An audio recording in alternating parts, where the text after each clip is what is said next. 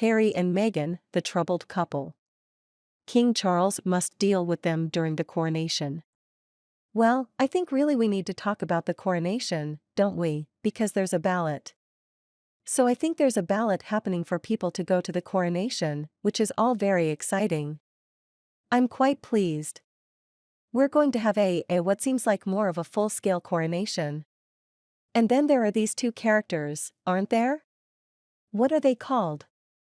Meghan and Harry. Are they coming? The point is one of the things that's been said is they.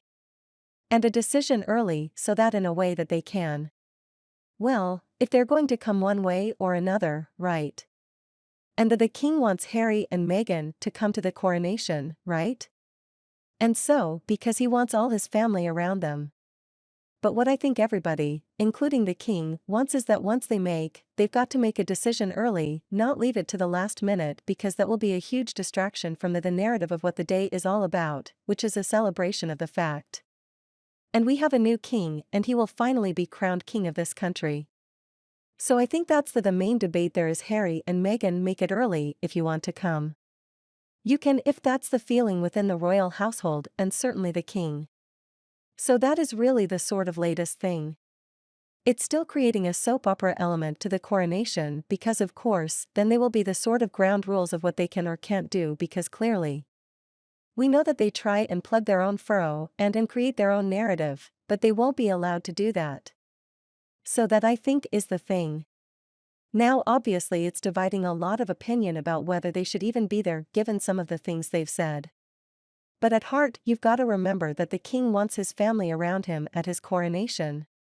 Now some people might say there are constitutional issues that actually now that he's severed his link with the royal family, why should he be there just like Edward VIII wasn't at the Queen's coronation? And that's very different when you think that he was a former monarch who abdicated. It would seem perhaps in that context slightly odd to see his niece being crowned king when he had previously been king of this country. So that was deemed a constitutional reason for his non-appearance. So from your insiders within the royal family, what's the feeling that how quickly will this be resolved? Do you think that I think in a way the ball's in Harry's? Good. He's got to resolve it. But does he want to? Is other things going on behind the scenes? I don't know because I'm sure there is an invitation, obviously, but people need to organize. As you say, there are ballots.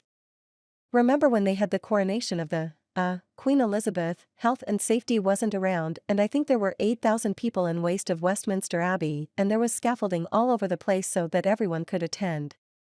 It was an extraordinary day from that point of view. But now? The Westminster Abbey will only have 2,000, so there's going to be a lot of disappointed peers and others who feel that, families have been going for centuries to every coronation. But that might not be the case, because there will be just 2,000 people in Westminster Abbey. So that is the problem for organizers. So there will be some disgruntled peers. I'm sure, who will then be bleating about the fact that we've been coming to the coronation since 1066, and why have we been excluded now? So there might be a bit of that going. Well, I understood that the Lords had to apply. I think that deadline has now closed, hasn't it, that they had to apply to be the coronation. And people have been giving all these very strange look backs that their history and their associations with the royal family and reasons why they had to be there. But just in terms of that, there will be a lot of disappointed peers. There will be, but in a way, that's the king wants it to be a different coronation in terms of the audience. A more inclusive audience at the actual coronation that's very much his mantra anyways. It's his monarchy is an inclusive one and he realizes it has to be an inclusive one because he's got to make sure the country are united by him as seeing that the monarchy has a relevance when there's so much going on and dissatisfaction within the country at the moment. He's got to make sure there is one uniting factor and that is the monarchy and it's not going to be easy for him. But the coronation is an example of how he would try and set the tone for his monarchy. Now that since the death of his mother, we can see it where it's going, but this will be a real manifestation of how he sees his monarchy, his reign panning out. But there's not long to go really, is there? They must have Much of those plans must be underway by now. They must have pretty much sewn it up. Well, I was speaking to somebody at Christmas saying it's a race against time. It's a very short period to suddenly bring it all together because a lot bringing all the various parties, even for the military side of it, which is they're pretty stretched at the moment. But there's going to be a big military presence, of course, just like there was at the Queen's funeral. Whether there will be those nuts, same numbers, I don't know exactly, but there's an awful lot of preparation that has to go into. You think it's just a quick sort of, well, you can get people together? Know that the logistics of staging something like this is a real headache, and are people working around the clock as? I'm not sure necessarily on the Sunday morning at 9:30, but there will be people planning what's going on.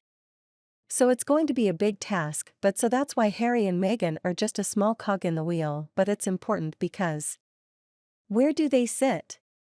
So those are gonna be some of the issues. How do we get the optics of what we do with this troublesome couple now living in California? Report.